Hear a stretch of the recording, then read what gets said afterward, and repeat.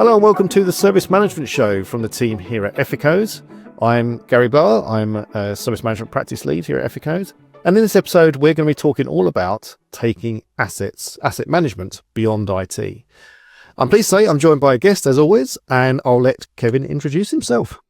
Hey, thanks, Gary. Well, I'm Kevin Patterson. Currently, I'm the principal consultant at Adroit ESM Solutions, where I help organizations make the leap from IT service management into the realm of enterprise service management. Happy to join you today. Right. So this month, we're going to, as I said, talk about asset management in general, and specifically, we're going to talk about assets beyond IT. That's like the big topic. But first of all, Kevin, for our viewers and listeners, would you like to sort of describe what an asset is, basically? Yeah, so there's a lot of confusion sometimes on what an asset could be. Is it something I can touch? Is it something that could be virtual? Is it is it something of value? And really, to me, assets can be anything. They can be anything that we find useful to drive a business process or to drive value for an organization. So when I work with an organization, whether it's the IT department or it's a business team like marketing or HR or facilities, I kind of take them through a journey of an asset being anything that we use to interact with throughout the day, whether it's physical or virtual, to solve our business challenges. And that seems to be an easy way that everybody can understand what an asset really is. And I know assets can be like classified as different types of things. We sometimes hear things like IoT and OT and IT. But what do these things really mean to the layman?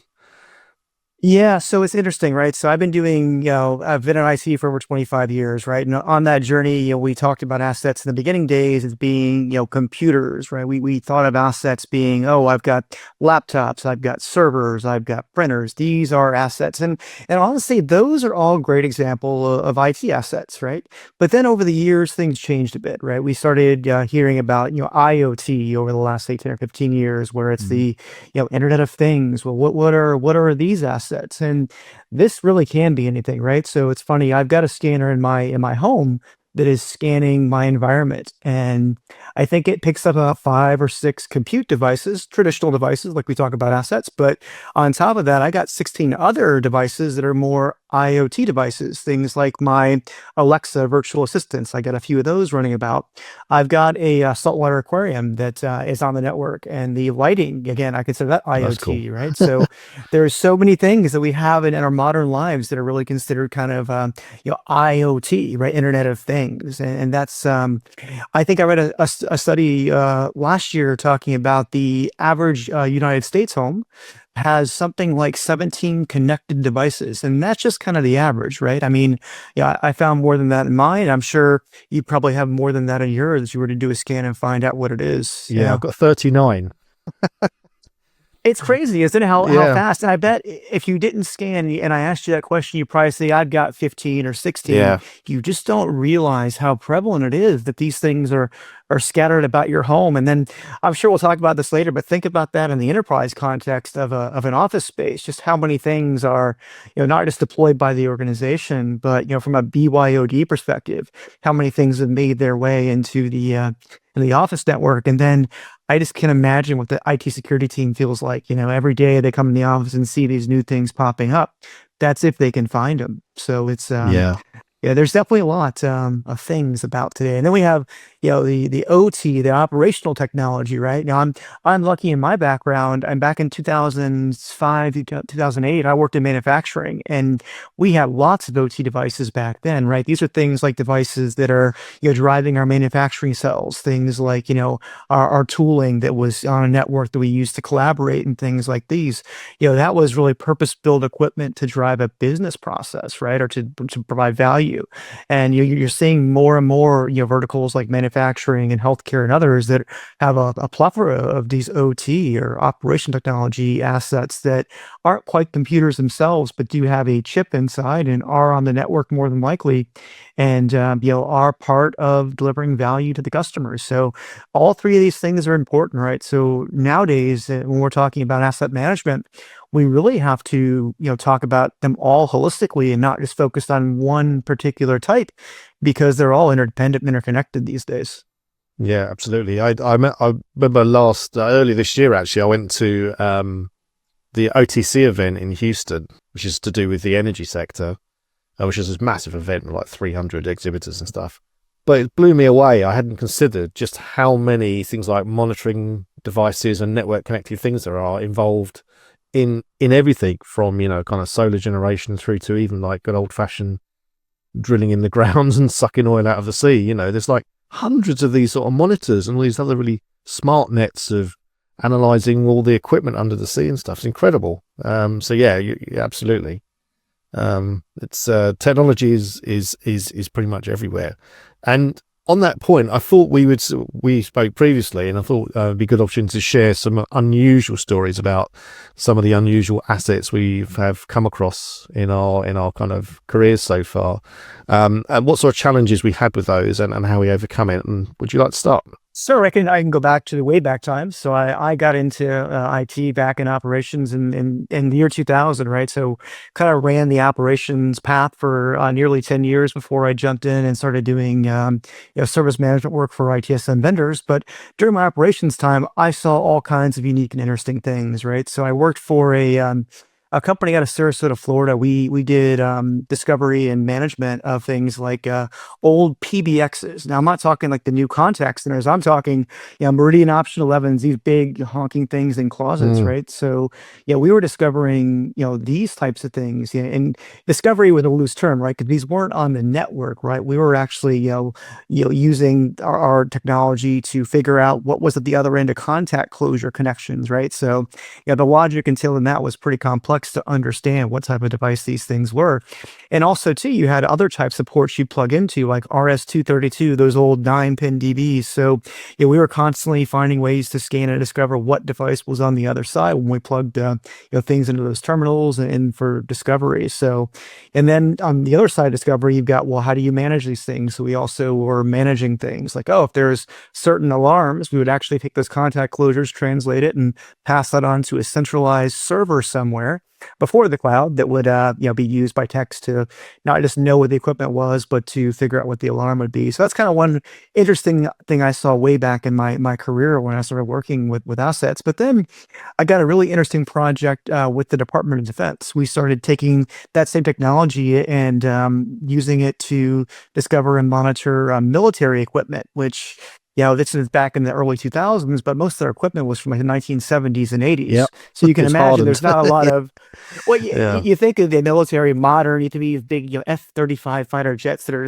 marvels of technology, but the truth is behind the scenes, these things operate and the teams operate on old equipment, older than I was, right? But we had to still discover and manage that. So, I can't talk too deep into the use cases, but the ability to use non-traditional ways to figure out what equipment was and then bring that back so that Mm. the teams didn't just know what they had, but they understood how it was configured. And most importantly, once they got it discovered, they could start mapping it out and figure out, if this one component were to fail, is there a redundancy? And if there's not, what's the impact to our operation, right? And so you kind of saw early on that taking the data and discovering was only step one. Steps two, three, and four are about making sense of that data and kind of applying it and understanding the configuration and how it impacts the whole environment. And that leads me to where I'm at today, right? So the tooling has gotten so good. The things we have to discover and understand has come a long way in these 20 years, right? So now it's not just about discovery and finding out, what's on the network or what might be the device configuration, but it's what is that device talking to? What communication paths are happening? So that's where a lot of IT people are today, I think, is they're kind of focused on, well, I know what we have. I just need to know these interdependencies. I want to understand what we're talking to, which in my opinion gets us out of the realm of asset management into a more deeper configuration management and Yeah. dependency mapping. But it's still what they're talking about, right?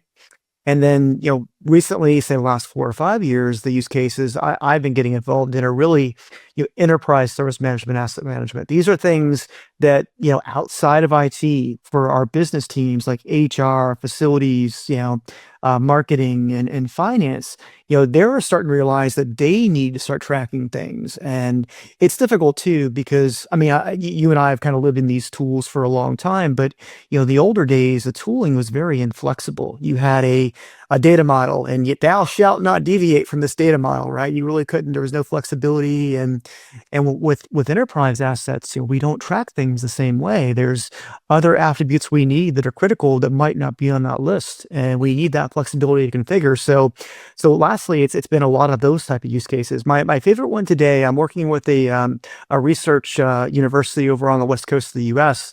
That's their particle accelerator lab, right? And they're tracking, all the equipment for all these experiments, things that I wouldn't think are assets, like glass and lenses. Well, those are assets because these things can cost tens of thousands of dollars, and they're high precision. The way the different curvatures and the thickness, and I learned so much about that just helping them design and build the system.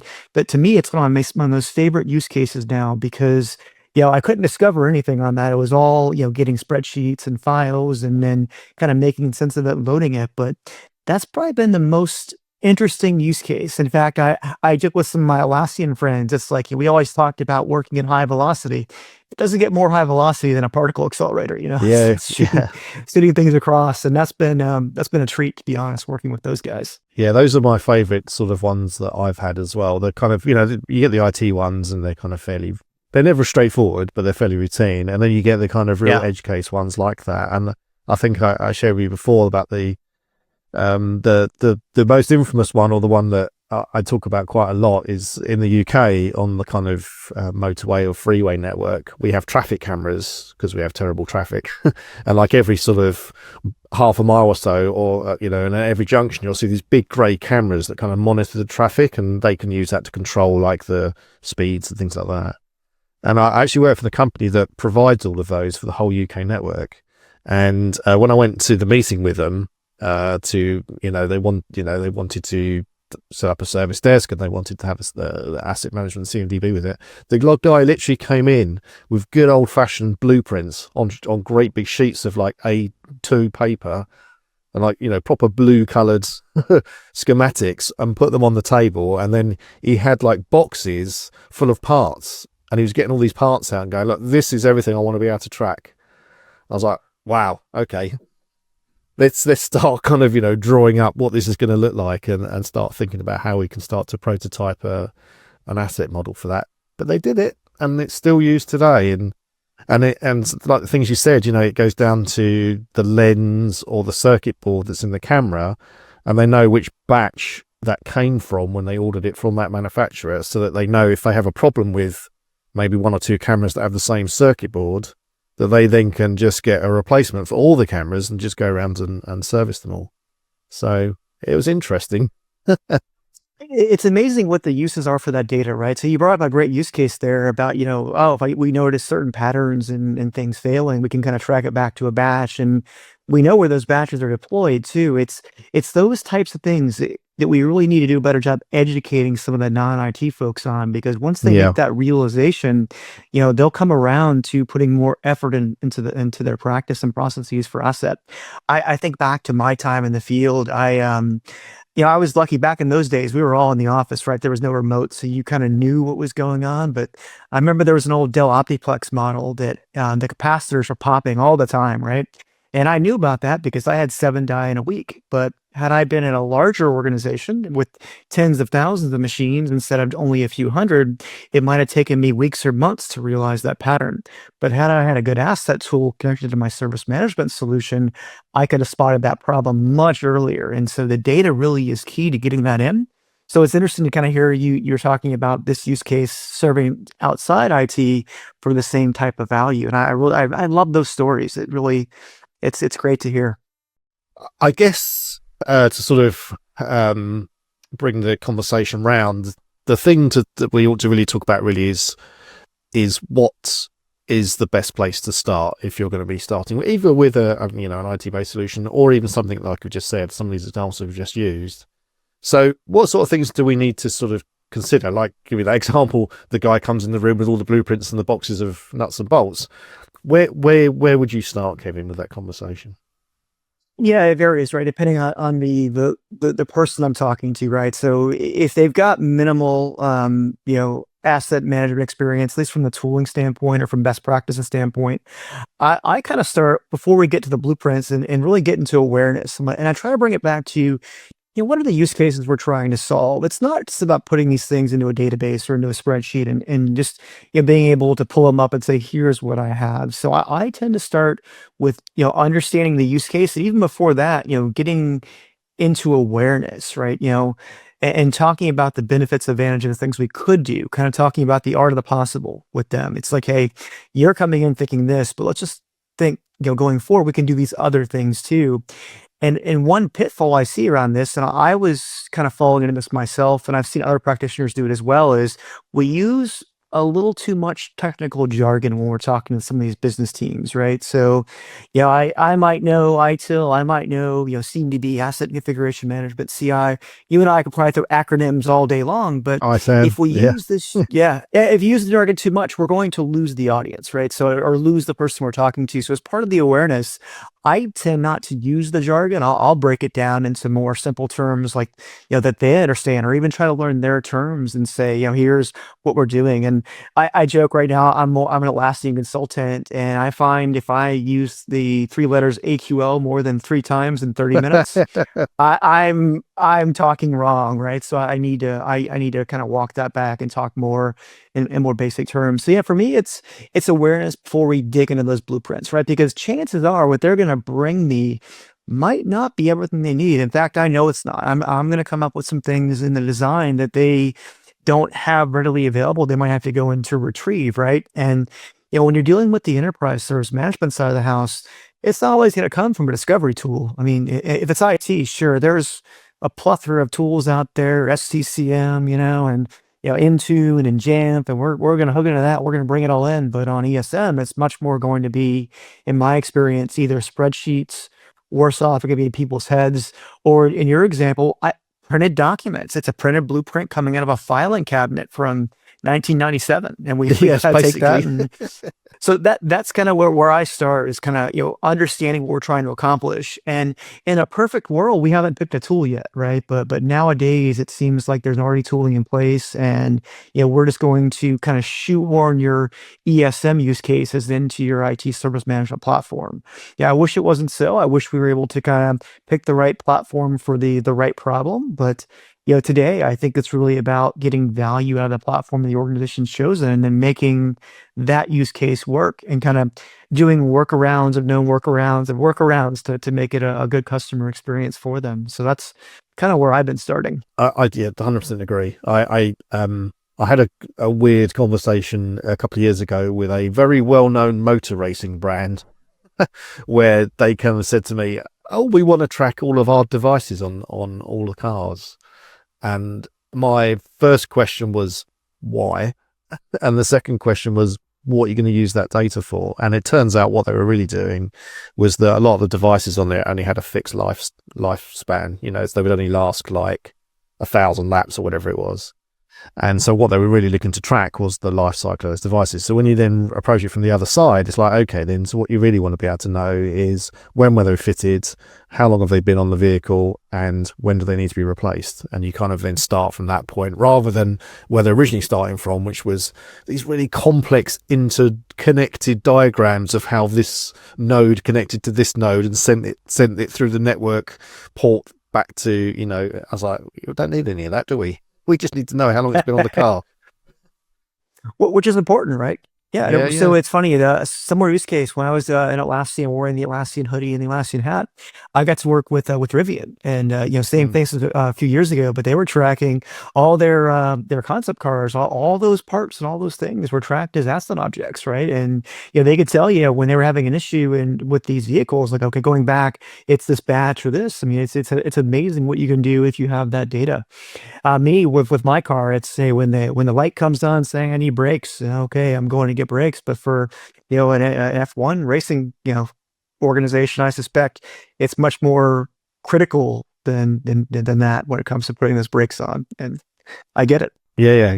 There's all kinds of sensors and all kinds of weird things like that. But yes, indeed. Now, the reason we're talking about assets on this show is that, and some of our regular viewers and listeners may already know, but I'm pleased to announce that Ethicode has now teamed up with Lansweeper so that we can provide a lot more asset discovery capability for our Atlassian customers, in particular for things like IoT and I'm using those acronyms, Internet of Things, and things like operation devices, machinery, medical equipment, all that kind of stuff. I know you've had some exposure to it as well, haven't you, Kevin? So how do you feel about, using advanced, asset management tools like that? Yeah, it's been great actually. So I had seen Lansweeper years and years ago, gosh, back when I was still in operations and hadn't seen it in a while, and then came across them about a year ago, doing some work in the Atlassian ecosystem. And I found when I was working with my clients, it was we talk about IT having all these tools. There's 5, 6, 7 different discovery tools going on, all of which having a small portion of the whole, right? And not really, not that I'm not going to say it's inaccurate, but the accuracy was dubious at best, right? It wasn't quite the clear picture. And what I was looking for is trying to find a solution that could provide accurate discovery, not just for my IT assets, but I was looking for it across the enterprise, right? So going back to the IoT and the OT thing, and that led me to looking deeper into Lansweeper because they kind of had this as built into their platform for discovery. And as they made the transition to being more cloud focused versus having the on-premise servers deployed, they really kind of doubled down on getting some of these on-premise IoT and OT objects discovered and kind of classified in their environment, normalized, which is really important, right? Because it's one thing to discover things over SNMP and bring back some basic attributes, but then kind of normalizing that data and making it where it's consistent. That to me was what really kind of drew me in and said, what, I need to spend a bit more time working with this tooling because I think there's something there that I can really use for my enterprise clients and even my mid-market clients too. They're getting more and more demanding on their requirements, right? So yeah, I kind of peeled back the onion and I got to work with them kind of closely on bringing their data into Jira Service Management's assets because historically they had an application that was kind of basic that would bring the data in, but it wasn't quite where it needed to be. So I count myself lucky to be part of the team that helped develop some new use cases and to kind of work with the developers to build a tool that got the assets in, normalized, and ready to be used by Jira Service Management. And it wasn't just the customers that used assets too. We actually built an application for the free and standard tier as well, that if you discovered something in Lansweeper, you can actually link that to a Jira issue, whether it's Jira Software or Jira Service Management across any tier of service. So you might be, a free tier with 3 employees, doing IT support. You can link a Lansweeper object to that and be able to understand what it is you're troubleshooting. And for larger teams on standard, same thing. It's great to be able to work off the same sheet of music because I find nowadays it's not one person that solves the ticket or an issue. It's going to be usually multiple. There's 2 or 3 to get involved in the life cycle of that issue, and being able to clearly see what asset is there and at a click see all those configuration details and all those attributes can really help improve your MTTR metrics to get things resolved faster and to better understand the asset when you're supporting it. So yeah, it's been a great journey, and I'm happy. Now it's been out for about a month now, the new applications, and some of the comments have been great to see, and then how that some of the partners have jumped in and really used them to drive business value for their clients. I've loved seeing that too. It's great to see everything kind of come together for all the hard months of work that we did. Yes, it's awesome.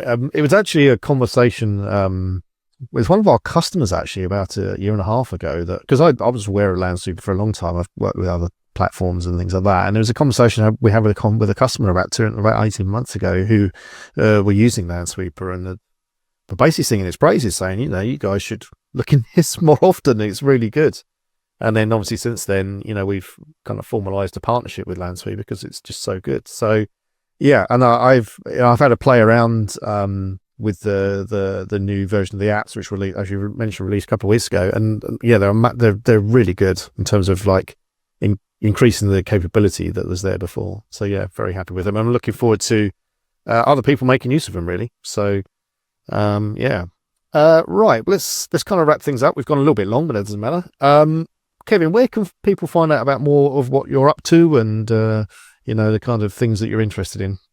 Yeah, so for me, obviously, LinkedIn's a great place to connect. Just you're gonna find me there, personally. My organization, Adroit ESM Solutions, website with the same name.com.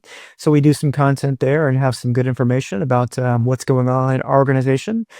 With Atlassian, I try to be involved in the community. So if you're on the JSM community or the Jira software community, Optiony community, I lurk around there. I jump in from time to time. I love contributing and helping folks out. So it's a great place to find me there. And obviously the team events, plan on being it's Team 25.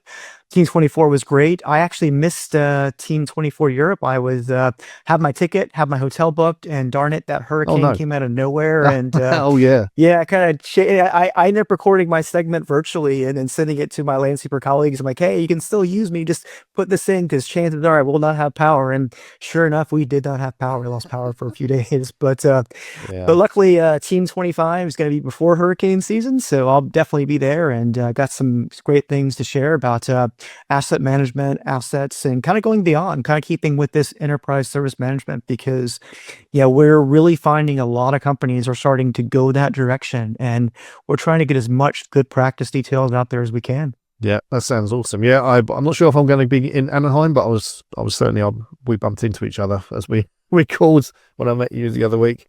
So I was there. I didn't make Barcelona either, but I did make in Vegas for the last time. So that was good. But yeah, I think there's some exciting stuff coming, and stay tuned to Kevin's content and also Effico's content because we'll cover that. And there's some stuff around Asset Data Manager and all kinds of other things that are happening in the Atlassian world as well to keep an eye on. Right, so I think we'll wrap things up there. So just leaves me to ask you, if you enjoyed this, to do please share this podcast with friends and colleagues, either via YouTube or via the LinkedIn.